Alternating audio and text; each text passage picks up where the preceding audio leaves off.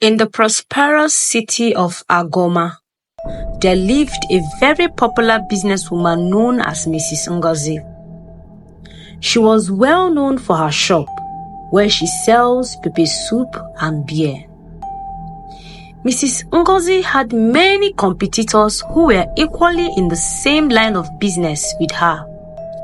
But a lot of men preferred to patronize Mrs. Ngozi instead of her counterparts.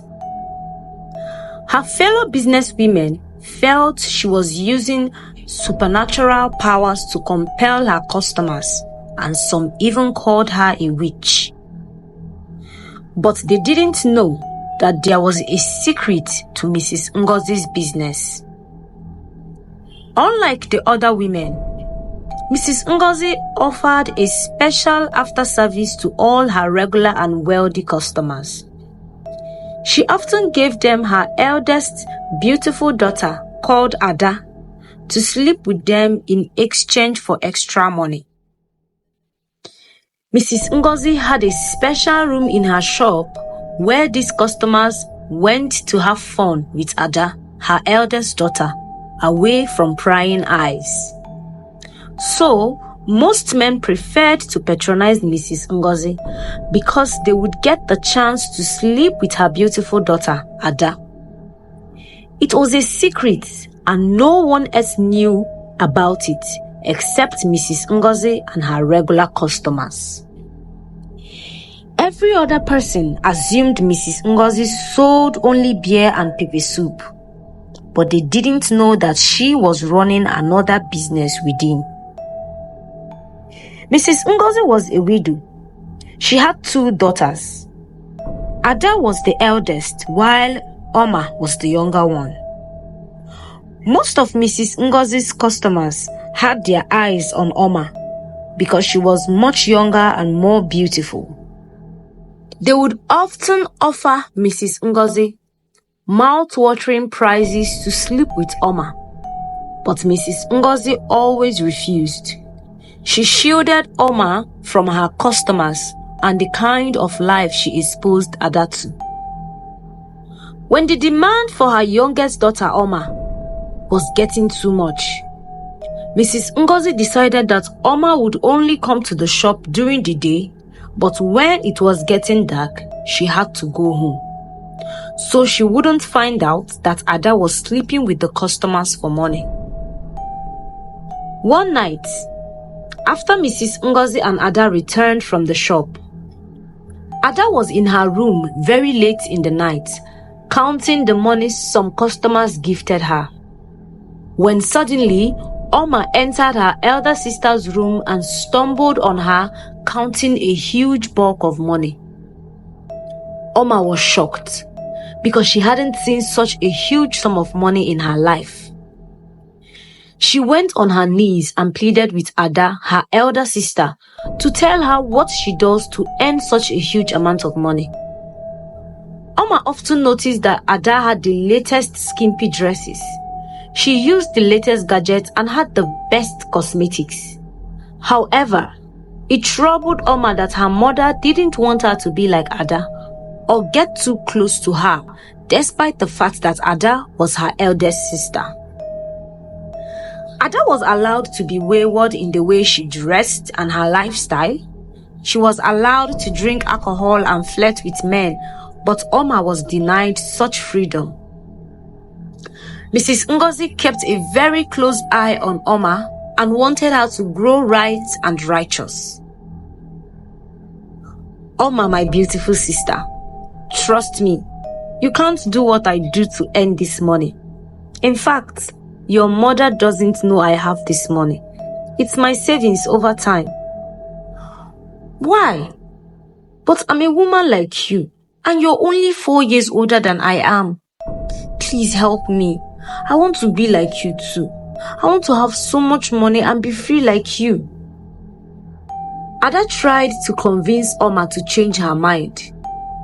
She was aware that Omah did not know she slept with her mother's customers for money, and Mrs. Ngozi had equally warned Ada never to let Omah know that she sleeps with men for money. After Omah pleaded with Ada for weeks and months with no response, she decided to take matters into her own hands and investigate, to see how her elder sister was fortunate to earn so much money just by helping her mother sell drinks and pepper soup at the shop. During one of the days she came to the shop, Omah decided that she was going to find out the truth. When she was asked to go home because it was getting late as usual, Omah pretended as if she had left, but she didn't leave. She sneaked back into the shop and hid in the dark passage which led to the hidden room where Ada slept with her mother's customers. Omah sat there patiently and waited. It didn't take long before she saw Ada entering the hidden room with one of her mother's customers. They spent some minutes inside and resurfaced again. But this time, the man was adjusting his belt as they walked back into the canteen. In a few minutes, Ada went in with another customer and it continued that way for some hours. It wasn't long before Omah understood that Ada was sleeping with her mother's customers for money. However, when Omah sneaked back home, she was disappointed. Not because of what she discovered, but because her mother hid it from her. She had been taught about the dangers of premarital intercourse in school and at church, but she felt there was nothing wrong with it because of what she witnessed her elder sister, Ada, doing that night at her mother's shop. The next day, Omah confronted her mother and demanded to know why Ada was allowed to sleep with men for money, while she wasn't allowed to. Mrs. Ngozi was shocked at Omah's statement. She wondered how she got to find out, but she concealed her shock and tried to convince Omah that she wasn't ripe enough for that.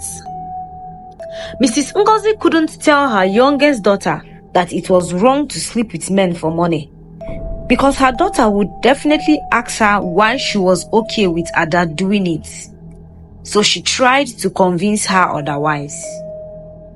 My daughter, you are still too young. When you become a full-grown adult, then you can join her.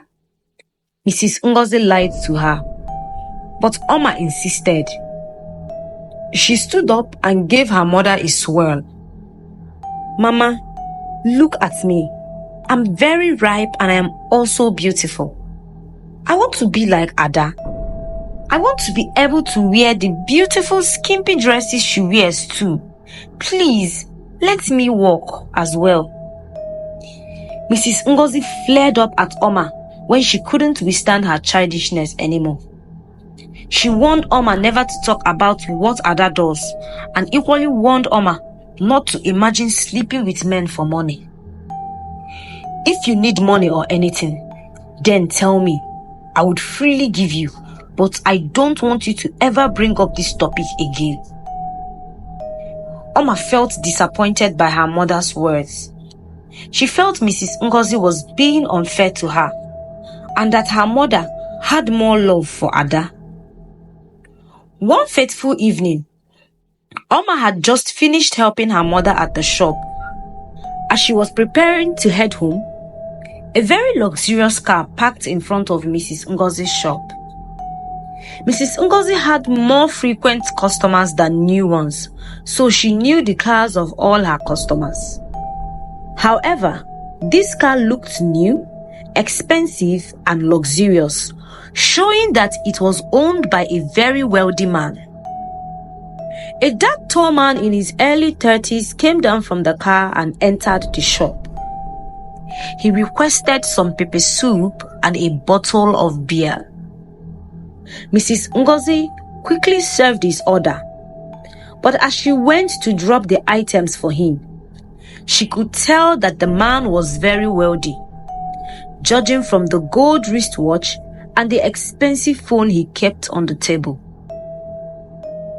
After serving him, Mrs. Ngozi quickly went to meet Ada. She informed Ada about the new customer and how wealthy he must be. Then she told Ada to do everything possible to entice him and make him a regular customer so they would get more money from him. Ada quickly went into the hidden room to apply some makeup and perfume.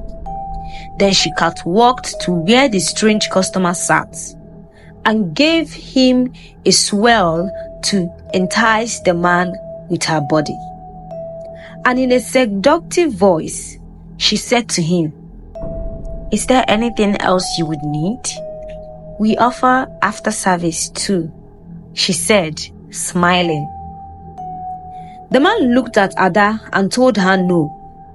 Then he asked Ada to call Mrs. Ngozi.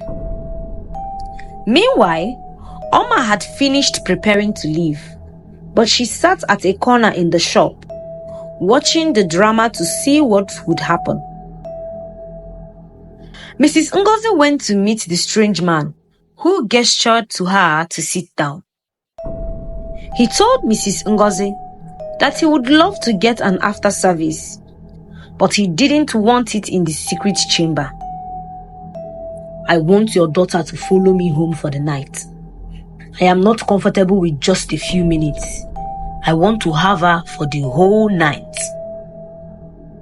Mrs. Ngozi thought hard about what the man said. It would be the first time a customer would be making such requests. Other customers preferred to do it in the secret chamber to avoid suspicion. But this strange man was different. While Mrs. Ngozi pondered on a reply to give him, the man told her that he would pay $1,000 if Ada spent the night with him. His statement shocked Mrs. Ngozi, and she allowed greed to cloud her decisions. She went to meet Ada and told her about the man's proposal. "I want you to follow him home. He's offering a lot of money, just as I predicted. $1,000 for one night. That's a whole $300 for you. Why can't he just do it in the secret chambers like others? Besides, it's almost night. Who will help you at the shop if I stay with him throughout the night?" Ada grumbled, feeling reluctant to accept, but Mrs. Ngozi tried to persuade her. After pressuring Ada for a while, Ada stood her ground and told her mother bluntly that she can't follow the man home because she doesn't know who he is. "Haven't you heard about ritualists? I can't take the risk, Mama. Please, I am not interested. I am sorry." As they argued and argued, they had no idea that Omah was seated close to where they were, eavesdropping on their conversation. When Mrs. Ngozi saw that Ada wouldn't change her mind, she became very furious at her. But Mrs. Ngozi couldn't chase her away because the prosperity of her business lies in the beauty and atrocities of Ada. Mrs. Ngozi walked up to the strange man feeling defeated. She apologized to him and told him that Ada wouldn't be able to follow him. Once again, she suggested the secret chamber, but the man politely refused. He paid for what he consumed and walked out of the shop. Mrs. Ngozi was very angry because she had just lost a lot of money. Omah, who was standing at the corner observing, quickly went to her mom, Mrs. Ngozi, and told her that she was going home since it was almost night. Mrs. Ngozi quickly waved her off and went back to what she was doing. However, Omah ran after the strange man. She introduced herself as Mrs. Ngozi's youngest daughter, and she told the man that her mother had a change of heart. "My elder sister is very busy. That is why she couldn't follow you. but my mother said I can follow you if you can pay $2,000 instead. The strange man looked at Omah carefully. Then he smiled and told her to get into the car. I would even make it $3,000 because of how beautiful you are, the strange man promised her. Omah entered the man's car and together they drove off. Neither Mrs. Ngozi nor Ada knew that Omah left with him. When Ada went to clear the table where the strange man who offered $1,000 to sleep with her overnight sat, she saw a business card on the chair which he sat on. It must have slipped out of his pocket, Ada murmured to herself, and kept the business card safely in the pocket of her jeans. The strange man introduced himself to Omah as Obinna as they drove for miles and miles, away from town into an isolated area. Omah was almost getting uncomfortable until suddenly they arrived at a very big mansion. Omah was mesmerized by its magnificence. It was as big as the mansions she saw in movies, owned by kings and queens. Obinna parked the car in his garage where there were a lot of other exotic cars, and then he led Omah into the mansion. He gave her a homely hospitality. They talked and laughed. But when it was almost midnight, he took Omah into his room. Omah was very nervous. She was a virgin and this would be the first time she would be sleeping with anyone. But she believed it shouldn't be difficult, since she saw her elder sister Ada sleep with over 3 men in less than 2 hours. Obinna told Omah to lay on the bed. But as he was about to remove his clothes, Omah stopped him abruptly. Please, give me the money first, so I'll keep it in my bag. This is my first time and I don't want you to cheat me. Obinna laughed at her naivety, but he was surprised to hear Omah say that she is a virgin. He opened his drawer and brought out $5,000. He gave Omah $3,000 and promised to give her an extra $2,000 if he finds out that she is truly a virgin. Omah was intoxicated with the money given to her. She could already imagine herself buying many things she could afford. Slowly, she laid on the bed and Obinna slept with her. When Obinna was done, he was shocked to find out that Omah was truly a virgin, and he gave her the extra money just as he promised, and they both slept off. However, when Omah woke up the very next morning, she tried to stretch her limbs, but she was unable to. She found out she was chained to the bed and dressed in a white gown. On each side of the bed were 2 hefty men dressed in black and carrying a calabash. Suddenly, Obinna and a strange man entered the room holding a very sharp dagger. Meanwhile, Mrs. Ngozi couldn't sleep the whole night. She stayed up looking everywhere for her youngest daughter, Omah. All she remembered was Omah telling her good night. But when they got home that night, Omah was nowhere to be found. The next morning, Mrs. Ngozi went to the police station to file a missing persons report for her daughter, Omah. But the police told her that nothing can be done until after 24 hours since she was last seen. Mrs. Ngozi went back to her shop shattered. She couldn't bear the loss of her daughter. Everyone could tell she was deeply broken by the disappearance of Omah because she had never been seen this way before. A lot of people came to console her. And in her state of grief, Mrs. Ngozi started making shocking statements which deeply hurt Ada and made her question if Mrs. Ngozi was her biological mother.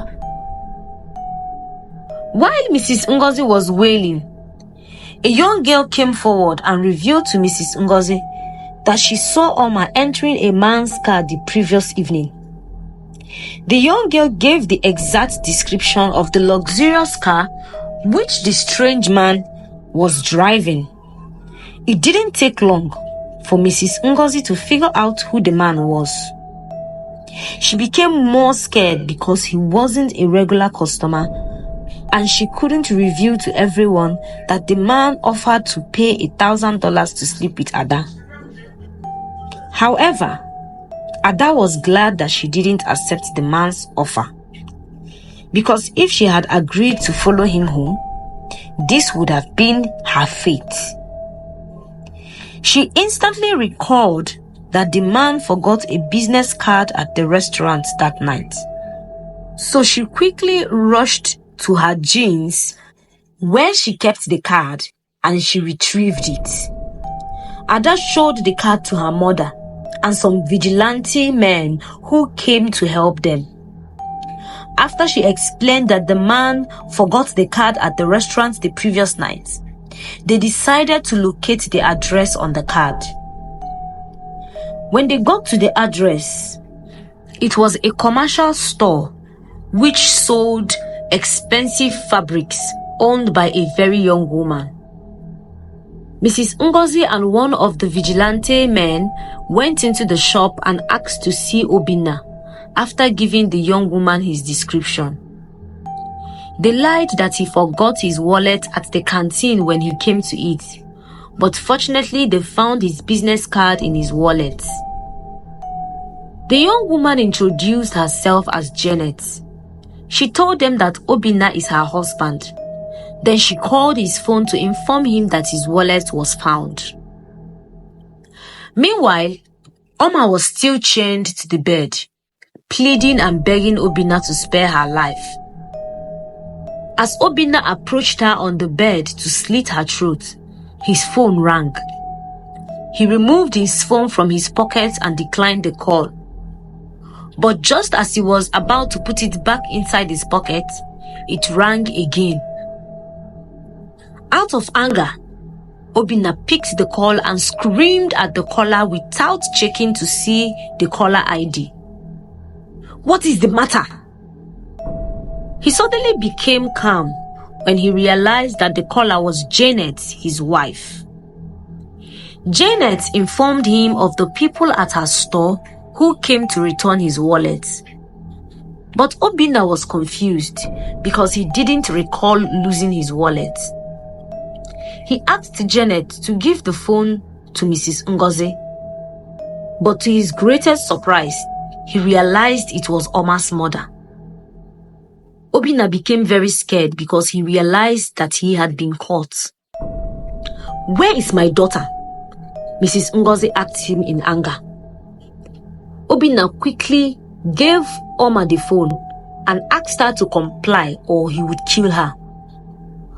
Omah collected the phone and told her mother that she was fine. But she quickly told her mother in their local dialect that Obinna kidnapped her and wanted to kill her before Obinna snatched the phone from her. As he was about to disconnect the call, Mrs. Ngozi warned him that she would have his wife arrested if anything should happen to Omah. When Obinna realized that it was the end of the road for him, he unchained Omah and instructed her to run as fast as her legs could carry her. Immediately he opened the door, Omah ran to the road and took a taxi to her mother's shop. Mrs. Ngozi was called and informed that Omah had returned safely, so she quickly went back to her shop to see Omah for herself. Mrs. Ngozi couldn't contain her tears when she saw and held Omah in her hands. Omah explained all she went through to her mother and sister and pleaded with her mother to forgive her. Then they all rushed to the police station to report Obinna. However, it was too late because the police were unable to find Obinna or his wife. The house was deserted and the store was cleared out in a matter of minutes before the police arrived. But the police put out a notice to the public, notifying them that Obinna and his wife are wanted. Mrs. Ngozi thanked Ada for helping her save Obinna. She confessed that Ada isn't her biological daughter. When she got married many years ago, she was unable to conceive a child, and so her husband suggested that they should adopt a child. So they went to the orphanage and adopted Ada. She was their only daughter for 2 years until Mrs. Ngozi eventually got pregnant and had her own daughter, whom she called Omah. After Omah was born, she stopped treating Ada like her own daughter and started pimping her out to her customers. This was the reason why she didn't want Omah to sleep with her customers. It was because Omah was her biological daughter, while Ada was not. She pleaded with Ada to forgive her and promised to treat her better. Ada forgave Mrs. Ngozi, and from that day henceforth, she stopped sleeping with her customers for money.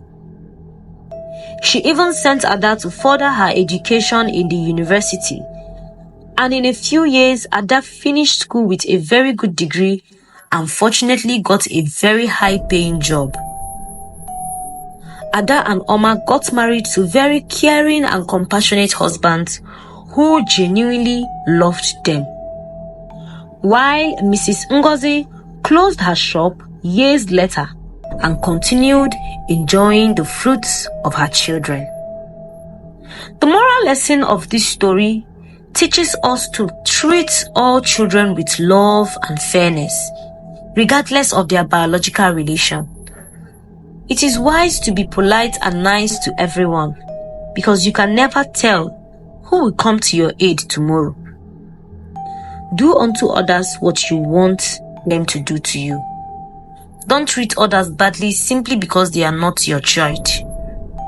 Remember, the evil and good we do has a way of returning back to us. Leading by example is the best form of education. Always do what you can preach. That way, people can emulate you and learn as well. If Omah didn't see Ada sleeping with men for money, she wouldn't have followed Obinna home. Thank you so much for watching this story. We appreciate your support and hope you enjoyed it. If you did, please like and share this video with your loved ones. And if you're not subscribed yet to our channel, don't forget to subscribe and turn on the notification bell button so you won't miss any of our new uploads.